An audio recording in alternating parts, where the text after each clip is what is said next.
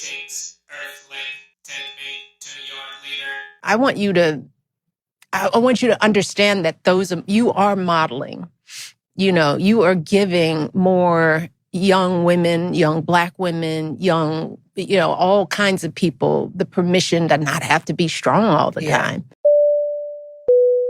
Any Black man that starts talking to me, they have to go to therapy. I can't talk to a man that doesn't go to therapy. Black men are traumatized. As much as I make it a joke, say, I want to talk to a white man, 9 times out of 10, they've already been through therapy. They've worked on themselves. Black men don't believe in working on themselves. And just to let you niggas know, we don't need y'all. We want y'all, but we don't need y'all. What can Black men do in relation to better serve Black women, basically? And my response was, I think that Black men can do a better job of protecting Black women. Generally, if you think about it, the only man who can afford a baddie nowadays is a blue-collar man. It's a blue-collar man. I want stuff. I'm not here to play. I want stuff. Buy me stuff. They're making all that money, don't know what to do with it.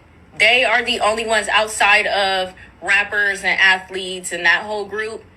They are the only ones who can afford and maintain today's baddie. I'm not splitting bills and I don't care. I'm sorry, I'd rather live alone and pay all my bills and have everything the way I want to a T and be it my way than live with a man and go half.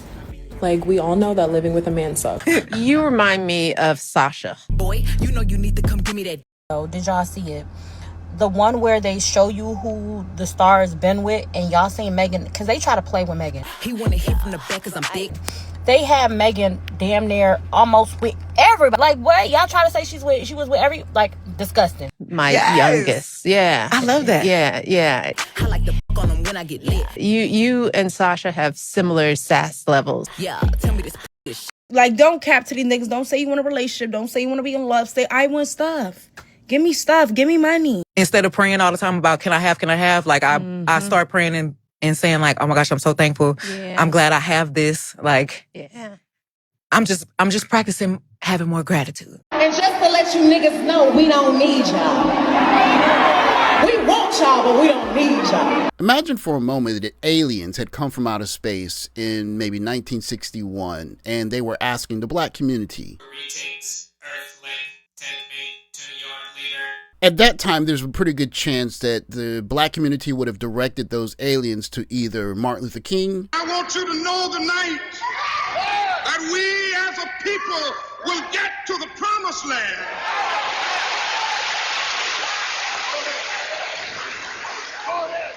So I'm happy tonight. I'm not worried about anything. I'm not fearing any man. Mine eyes have seen the glory of the coming of the Lord. Or Malcolm X. Who taught you to hate the shape of your nose and the shape of your lips? Who taught you to hate yourself from the top of your head to the soles of your feet? Who taught you to hate your own kind? Who taught you to hate the race that you belong to? So much so that you don't want to be around each other. No, before you come asking Mr. Muhammad, does he teach hate? You should ask yourself, who taught you to hate being what God gave you? I would say to those same Martians, if they had come in the 1980s, the leader of the Black community was maybe Jesse Jackson. Hands that once picked cotton can now pick presidents. You want to free Mandela and free South Africa? Let's vote about it. If said aliens came in, say, the early 1990s, I would easily say that the hypothetical leader of Black people would be Bill Cosby. And before your mother got off the bus into the house, she knew exactly where you had gone, who had gone into the house. Parents don't know that today. I'm talking about these people who cry when their son is standing there in an orange suit. Where were you when he was 2?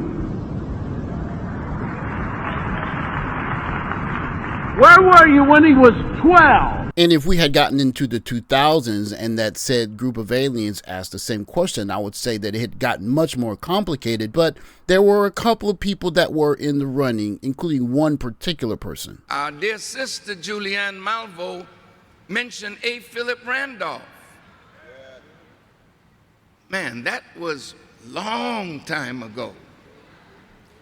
And the cry was jobs and justice. Yeah. And the March on Washington in 1963, the cry was jobs and justice. In the 20-year anniversary of the March on Washington, the cry was jobs and justice. We are now in 2010. And what is the cry?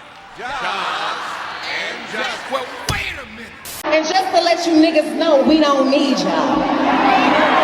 We want y'all, but we don't need y'all. I would say the trend after the would-be leaders have all kind of faded away and now there's this nebulous quote-unquote black community is that when people want something from the black community, they say black people or black men, and then they go about saying the things that they want from that group of people. Like, what can black men do? This is a podcast that is, targeted for black men specifically. I was asked, what can black men do in relation to better serve black women, basically?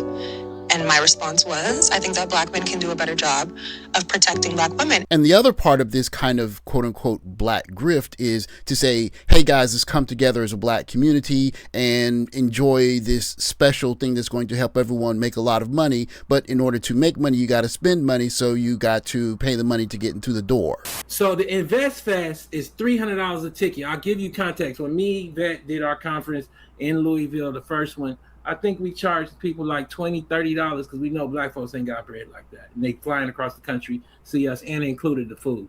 But for $300, you get full access to the Invest Fest programming Friday to Sunday at the Georgia World Congress Center, and entry to the vendor marketplace, access to previous Invest Fest recordings for $300.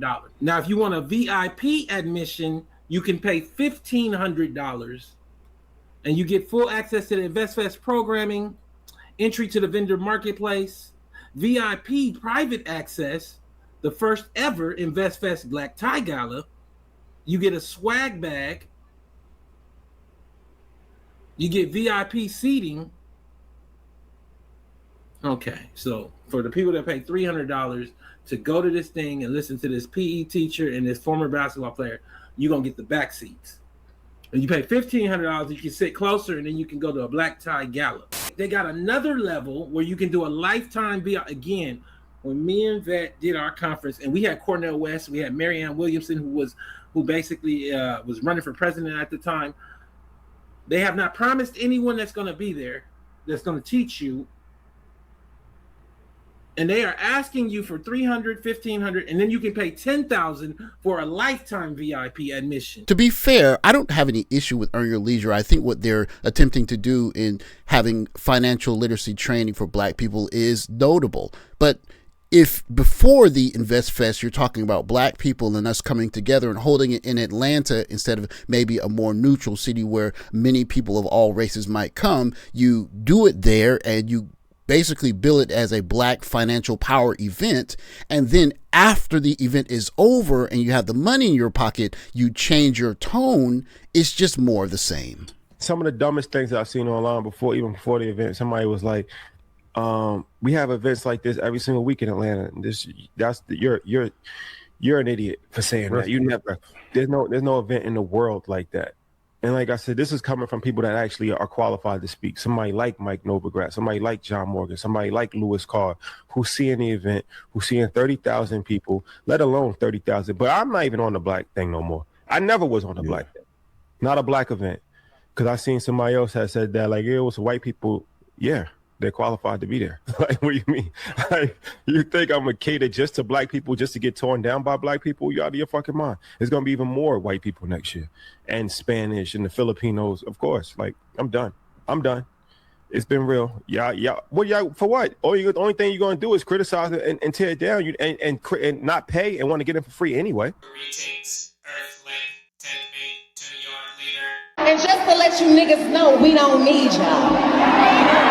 We want y'all, but we don't need y'all. If the aliens came today in 2026 and asked the same question, who's the leader of the black community, that would be a much more difficult question. But for me, it's the same kind of grift. In what universe would the first black first lady of America sit down with Meg the Stallion and someone singing the kind of lyrics that she's singing? Get your boots, hang your coat for this wet ass pussy. Would you be able to imagine Meg the Stallion sitting down with Coretta Scott King and having a conversation about how proud she is of what Meg the Stallion is doing, or her sitting down with Betty Shabazz or with Khadijah Farrakhan or with Camille Cosby and having a conversation almost as peers? He bought a phone just for pictures of this wet ass pussy. But that's where the community is, quote unquote, in 2026. And however you may feel about it, and I'm sure some people may not like it, it really casts a shadow on really the space that the black community is in, that of all the people that you could have interviewing with the first lady, you have someone that's singing lyrics like, pay my tuition just to kiss me on this wet ass. I'm not saying this to start drama. I genuinely want to know why men have stopped cold approaching. I asked a man recently, hey, you have your life together. You're an attractive guy, got the dimples, glasses, like you're a catch. Why aren't you going up to women? And you know what he said to me? He said, I want stuff. I want stuff. I'm not here to play. I want stuff. Buy me stuff. Yes, I'm single and I'm scared to go outside. Because if I go outside, I might meet a woman that's single too, and she's behind on her bills. I ain't no goddamn duck. Ain't gonna play me. Something I think that First Lady Michelle Obama is missing in platforming Meg the Stallion, or maybe InvestFest and Kendra G miss with their singles mixer that's attracting many more young ladies than men, is that this call to action for black men has been something that we have heard for several generations, and many generations, especially this one, are understanding that if she's listening to Meg the Stallion and she's going to InvestFest, that may be one of the worst financial decisions I can make. As a matter of fact, in these times, the best financial decision that a young black man with his head screwed on straight can make is to do the opposite of all of that, because the black community is void of leadership and is just looking for people to extract wealth from. Why would I be chasing you to take care of you? This is backwards. That's a privilege. I'm doing you a favor. I'm taking care of you. I'm buying you. I'm taking you on dates.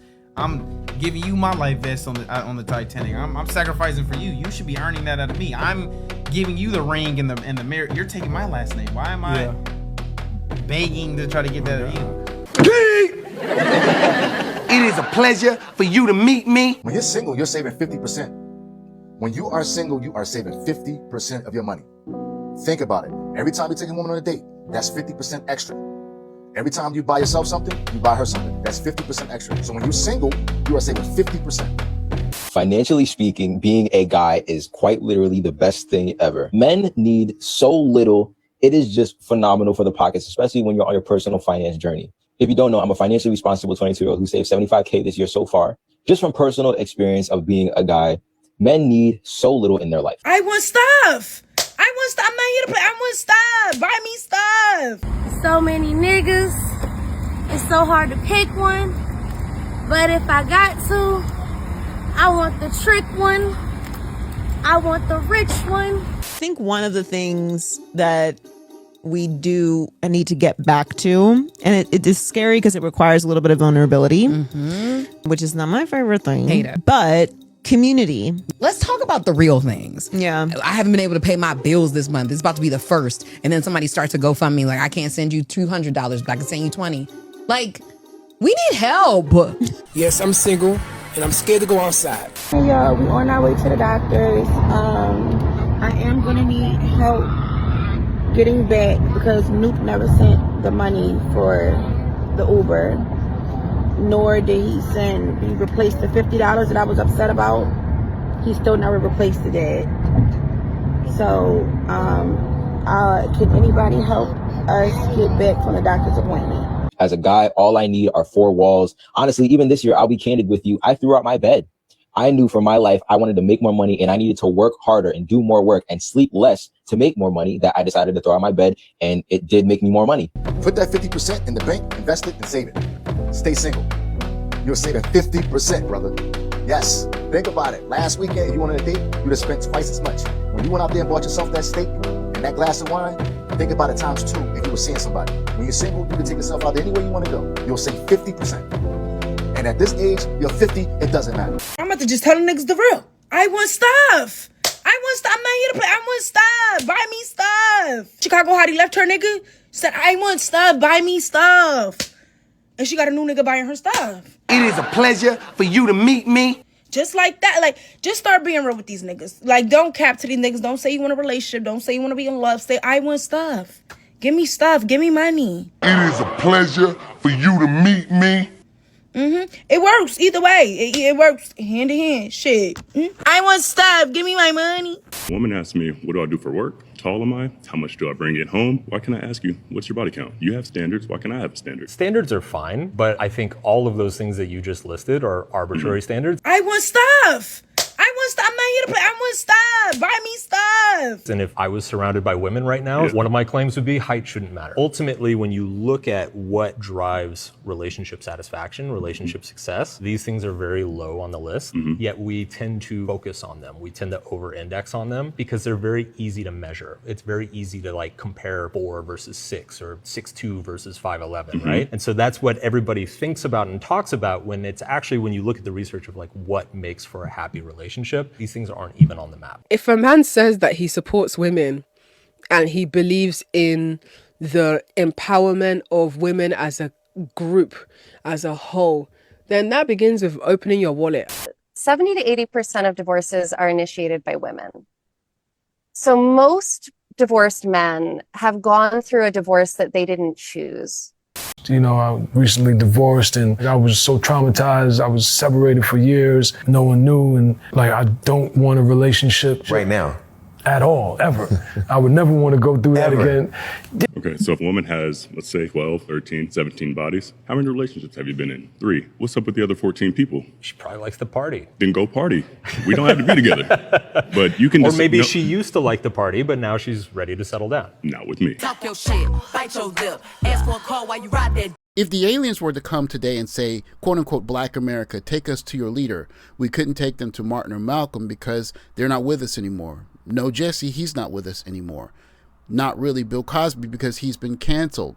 But we could show them this interview of the first Black First Lady speaking with a rapper who made the song Wet Ass P, and note that the number of eyeballs in the Black community that's going to watch this interview effectively means that this is First Lady Michelle Obama saying, for Black ladies at least, this is your leader or one of them.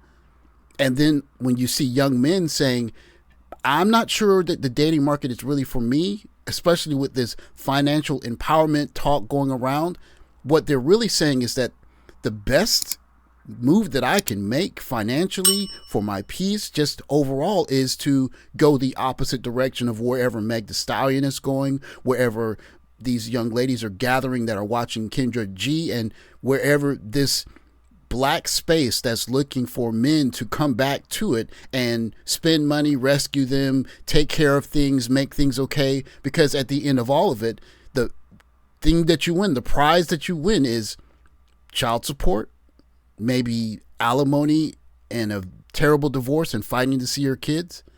Now, you could say that that's not true, but if it weren't true, then guys would be showing up to the dating events.